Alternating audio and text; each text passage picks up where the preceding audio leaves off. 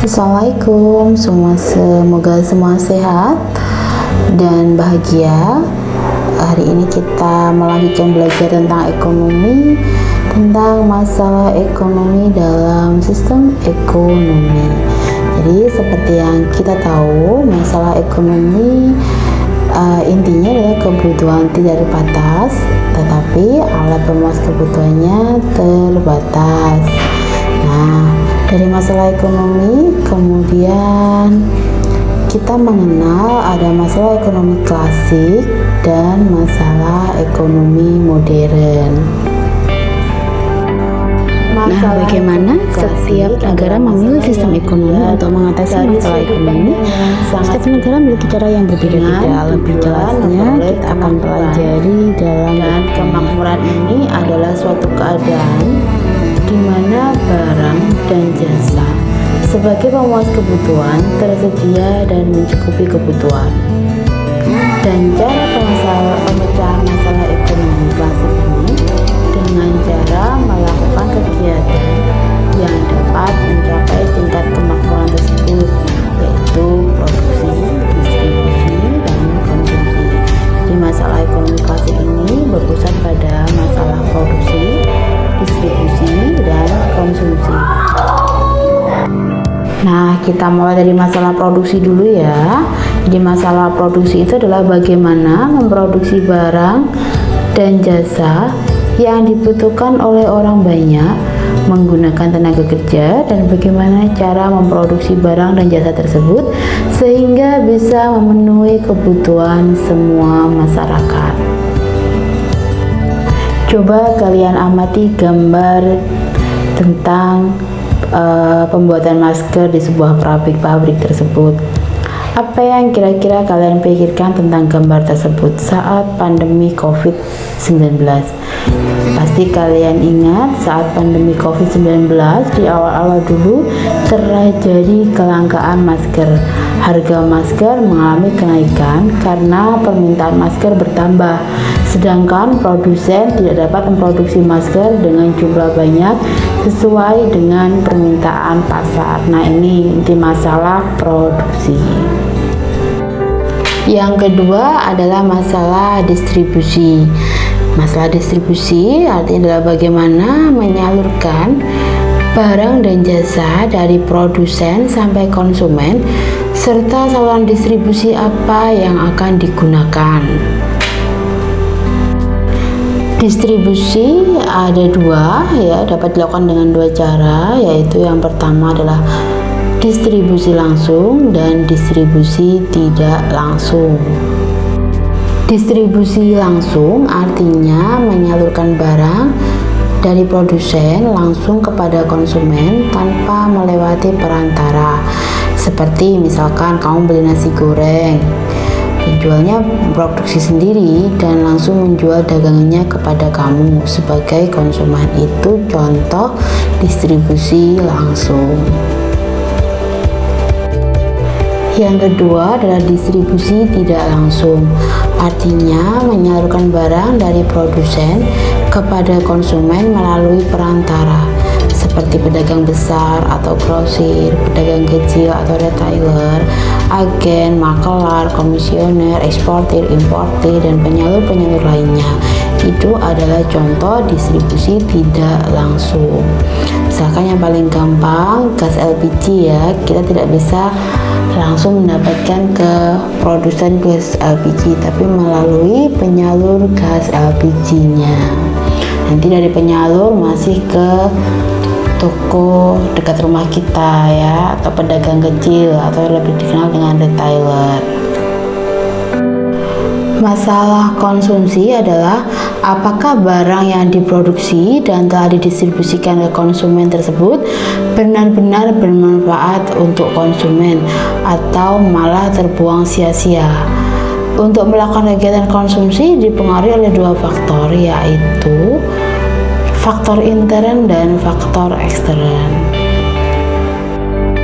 Faktor intern meliputi sikap, kepribadian, motivasi diri, pendapatan seseorang, selera, dan watak atau karakter.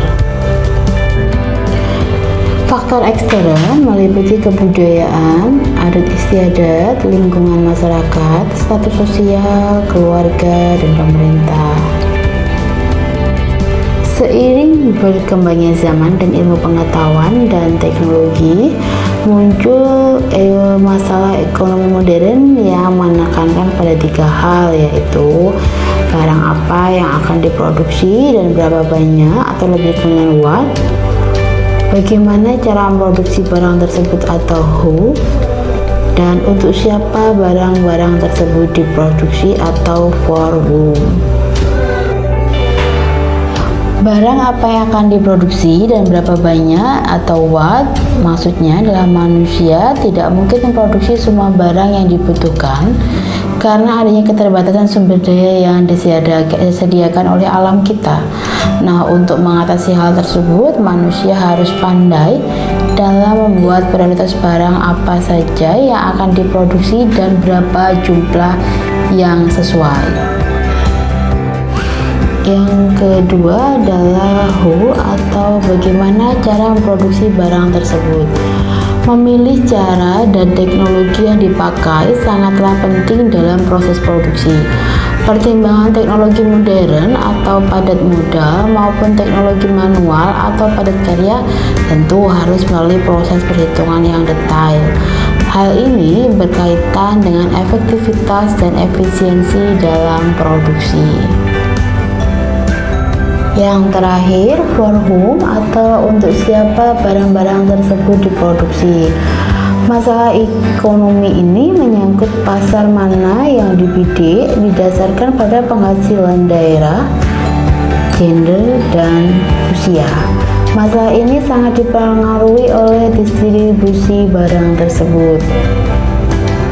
Nah, setelah memahami masalah ekonomi, sekarang kalian diharapkan dapat menjelaskan pengertian dari sistem ekonomi, mengidentifikasi macam-macam sistem ekonomi, mengidentifikasi ciri-ciri, kekuatan, dan kelemahan dari masing-masing sistem ekonomi dengan kritis, komunikatif, jujur, dan bertanggung jawab. Yuk kita mulai mengenal sistem ekonomi. Pernahkah Anda mendengar tentang sistem ekonomi? Sistem ekonomi pada dasarnya merupakan suatu cara yang diambil dalam rangka mengatur sekaligus mengorganisir seluruh kegiatan ekonomi, baik ekonomi rumah tangga negara atau pemerintah maupun rumah tangga masyarakat atau swasta, berdasarkan prinsip tertentu dengan tujuan untuk mencapai kesejahteraan. Aktivitas ekonomi yang dimaksud di sini adalah kegiatan yang dilakukan oleh masyarakat yang meliputi kegiatan produksi, distribusi, dan konsumsi. Setiap pengusaha atau usahawan sebaiknya mengetahui sistem ekonomi untuk membantu dan mempermudah dalam menyelesaikan masalah yang dihadapi sehari-hari. Karena sistem ekonomi tersebut tidak dapat lepas dari kebijakan yang dilakukan oleh pemerintah, khususnya di bidang ekonomi. Fungsi sistem ekonomi dalam perekonomian antara lain adalah: yang pertama, menjadi perangsang bagi masyarakat untuk melakukan kegiatan produksi. Yang kedua, menyediakan metode untuk mengkoordinasi kegiatan individu dalam perekonomian. Yang terakhir, yang ketiga, menyediakan mekanisme tertentu agar hasil produksi dapat dibagi secara merata. Terdapat 4 sistem ekonomi, yaitu sistem ekonomi tradisional, sistem ekonomi komando atau terpusat, sistem ekonomi pasar atau liberal atau dikenal juga dengan sistem ekonomi kapitalis, dan sistem ekonomi campuran. Sistem ekonomi tradisional yang menitik beratkan pada kebiasaan dan adat istiadat dalam menjalankan perekonomiannya. Keberadaan sumber daya alam sangat dibutuhkan masyarakat untuk memenuhi kebutuhan hidup dalam jangka pendek agar dapat bertahan hidup. Masyarakat yang mempunyai sistem ekonomi tradisional adalah masyarakat yang belum ada pembagian kerja, cara mendapatkan barang dengan barter atau natura, belum mengenal uang sebagai alat pembayaran, produksi dan distribusi terbentuk karena tradisi dan hanya untuk memenuhi kebutuhan sendiri atau masyarakat. Ciri-ciri sistem ekonomi tradisional adalah belum ada pembagian kerja atau spesialisasi dalam kegiatan ekonomi. 2. Menerapkan sistem barter dalam kegiatan perdagangan. 3. Jenis produksi ditentukan sesuai dengan kebutuhan. 4. Hubungan masyarakat bersifat kekeluargaan. 5. Bertumpu pada sektor agraris. 6. Kegiatan ekonomi terikat pada adat istiadat. 7. Alat atau teknologi produksi bersifat sederhana. 8. Teknik produksi dipelajari secara turun-temurun dan bersifat sederhana. 9. Kekayaan alam, terutama tanah dan hutan, menjadi sumber penghidupan utama. Sementara kekuatan sistem ekonomi tradisional adalah setiap masyarakat termotivasi untuk menjadi produsen. Kedua, tidak terdapat persaingan yang tidak sehat karena produksi tidak ditujukan untuk mencari keuntungan. 3. Dengan sistem pertukaran barter, masyarakat cenderung bertindak jujur. 4. Mendorong hubungan kerjasama dan kerukunan antar individu terjalin erat. 5. Perekonomian masyarakat cenderung stabil. 6. Alam relatif terjaga karena masyarakat cenderung menjaga kelestarian alam. Kelemahannya dari sistem ekonomi tradisional ini adalah yang pertama, kegiatan ekonomi hanya untuk memenuhi kebutuhan hidup saat ini. Kedua, sulit mempertemukan kedua belah pihak yang saling membutuhkan. Ketiga, produktivitasnya rendah akibat teknologi yang digunakan masih sederhana. 4. Sulit menetapkan ukuran dari barang yang dipertukarkan. 5. Kualitas barang hasil produksi masih rendah. 6. Kegiatan ekonomi tidak ditujukan untuk mencari laba. 7. Kegiatan ekonomi tidak untuk meningkatkan taraf hidup. 8. Cenderung menolak perubahan sehingga masyarakat kurang berkembang. 9. Alokasi sumber daya ekonomi dilakukan secara tidak efisien. Berikut beberapa contoh negara yang menerapkan sistem perekonomian tradisional ini. Yuk kita bahas. Yang pertama, Indonesia. Ternyata negara kita ini masih menganut sistem ekonomi tradisional loh. Meskipun tidak di semua tempat, ternyata di beberapa desa di Papua masih menggunakan sistem perekonomian ini. Hal tersebut dikarenakan lokasinya berada di daerah terpencil atau pedesaan dengan akses air maupun jalannya masih sulit untuk ditempuh. Yang kedua adalah Afrika Tengah. Negara Afrika, khususnya di Afrika Tengah, juga masih menggunakan sistem ekonomi ini. Terlihat dari sebagian besar di daerah desa di Afrika Tengah masih menggunakannya. Beberapa negara yang menggunakan sistem ini misalnya Mbaiki, Mubaye, Batangavo, dan lain-lain. Ini ada di Afrika Tengah. Yang ketiga adalah Ethiopia. Negara selanjutnya yang masih menggunakan sistem ekonomi tradisional adalah Ethiopia. Hal ini dikarenakan Ethiopia masih termasuk negara termiskin di dunia yang menggunakan industri pertanian dalam perekonomiannya. Yang keempat adalah Malawi. Menyandang gelar sebagai negara paling miskin dunia membuat negara ini masih menganut sistem ekonomi tradisional. Hal tersebut terlihat dari transaksinya yang masih menggunakan sistem barter dan perekonomian yang mengandalkan pertanian.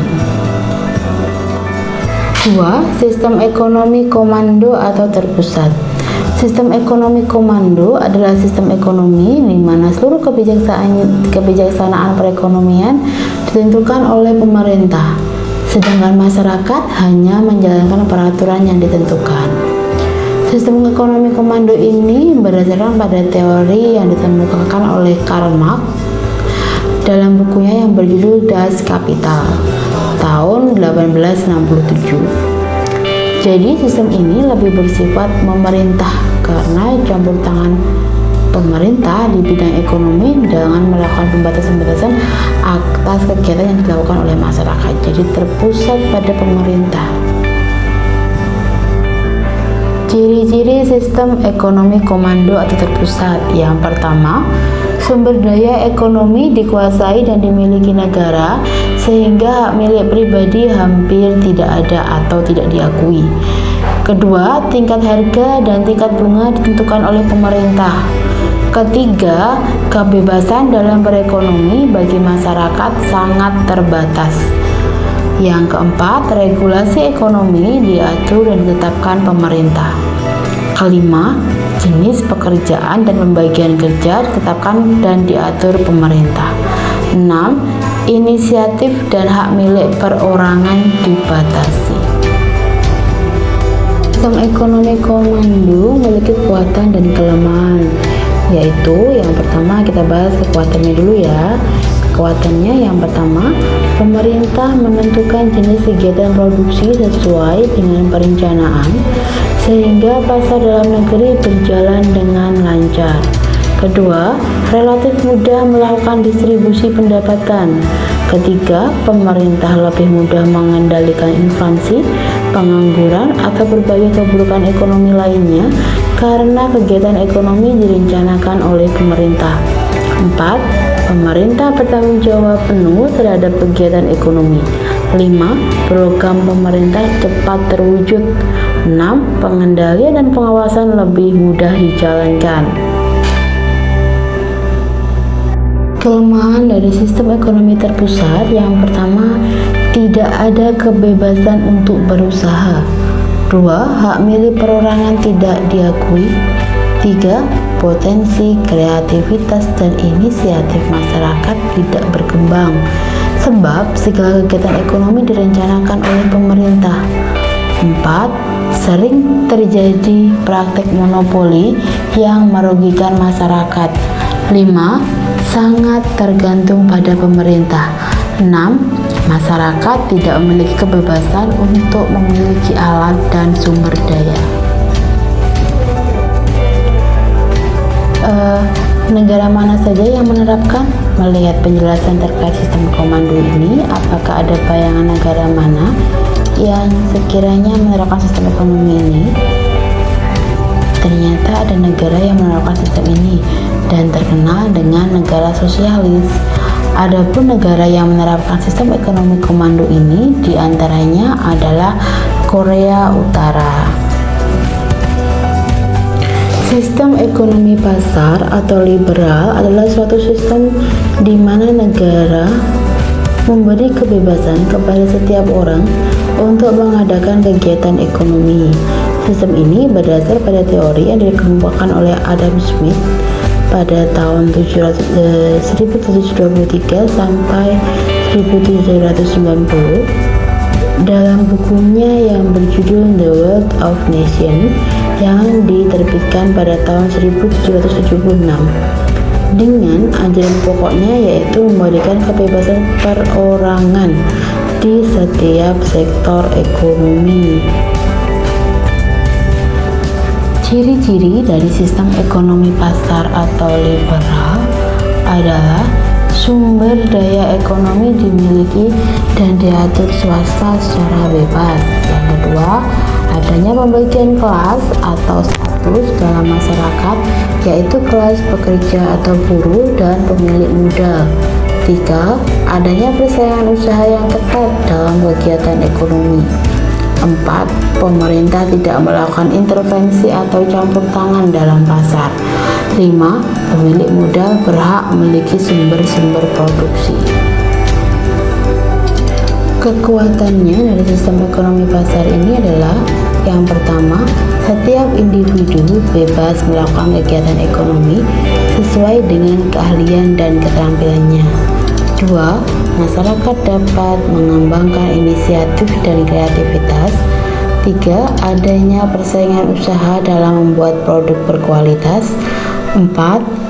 Adanya efisiensi dan efektivitas karena kegiatan ekonomi berdasarkan prinsip ekonomi. Kelemahannya adalah yang pertama, adanya persaingan tidak sehat karena timbulnya eksploitasi ekonomi oleh pemilik modal. 2. Adanya modal yang terpusat sehingga menimbulkan monopoli yang merugikan masyarakat. 3. Adanya kesenjangan ekonomi karena distribusi pendapatan tidak merata. 4. Kebebasan berekonomi mendorong ketidakstabilan perekonomian atau rentan krisis. 5. Pemanfaatan SDA sering tidak memperhatikan kelestarian lingkungan. Walaupun dinilai memiliki banyak kekurangan dibandingkan sistem ekonomi yang lainnya, namun ternyata ada beberapa negara yang menggunakan sistem ini dan berhasil meningkatkan pertumbuhan perekonomiannya. Salah satu alasannya adalah karena ekonomi pasar dinilai mampu memberikan keuntungan bagi negara dan paling sesuai bagi mereka karena sesuai dengan budaya dan latar belakang negara tersebut. Beberapa contoh negara yang menggunakan sistem ekonomi pasar adalah Amerika Serikat. Secara umum, ada beberapa kebijakan Amerika Serikat menerapkan sistem ekonomi pasar, yaitu misalnya sumber daya alam yang melimpah, pengembangan infrastruktur yang dilakukan dengan sangat baik, serta memiliki produktivitas yang tinggi. Contoh tindakan ekonomi dalam kehidupan sehari-hari yang dilakukan oleh Amerika Serikat adalah memproduksi energi nuklir dan listrik. Tidak hanya itu, AS juga dikenal sebagai salah satu produsen terbesar gas alam liquid, sulfur, garam, dan fosfat di dunia. Yang kedua, Jerman. Ada beberapa hal yang dimiliki oleh Jerman sehingga mendapat predikat sebagai negara dengan ekonomi terbesar di Eropa. Beberapa faktor tersebut adalah tingkat korupsi yang kecil, kapitalisasi pasar, memiliki tingkat inovasi yang tinggi, dan memiliki tenaga kerja dengan kemampuan yang tinggi. Inggris adalah negara yang menganut sistem ekonomi pasar yang lainnya. Setelah AS dan Jerman, bahkan perekonomian Inggris termasuk perekonomian terbesar yang ada di dunia saat ini.